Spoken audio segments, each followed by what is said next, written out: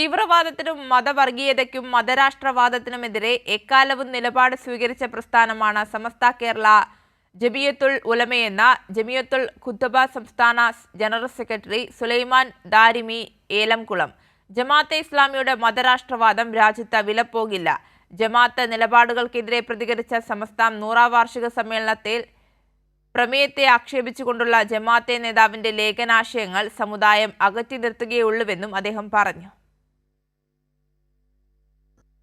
രൂക്ഷ വിമർശനങ്ങളാണ് ജമാഅത്തെ ഇസ്ലാമിക്കെതിരെ സമസ്ത കേരള ജമിയത്തുൽ ഉലൂമ സംസ്ഥാന general secretary അഴിച്ചുവിട്ടത്. വിശ്വാസകാര്യങ്ങളിൽ വികലമായ നയം സ്വീകരിക്കുന്ന ജമാഅത്തെ ഇസ്ലാമിയെ എല്ലാ കാലവും സമസ്ത എതിർത്തിട്ടുണ്ട്.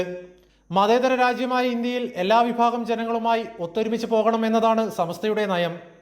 ഇതിന് വിഘാതമുണ്ടാക്കുന്ന ജമാഅത്തെ ഇസ്ലാമി ഉൾപ്പെടെയുള്ള തീവ്രവാദ സംഘടനകളെ ഒരിക്കലും അംഗീകരിക്കാൻ കഴിയില്ലെന്നും സുലൈമാൻ ദാരിമി പറഞ്ഞു.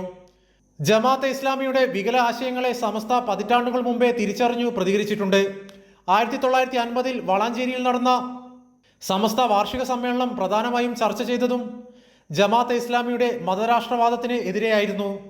സമസ്ത 60ാം വാർഷിക സമ്മേളനത്തിൽ അന്നത്തെ ജനറൽ സെക്രട്ടറി മുഖ്യപ്രഭാഷണം നടത്തിയതും മൗദൂദിസത്തിന്റെ വികല ആശയങ്ങൾക്കെതിരെ ആയിരുന്നു.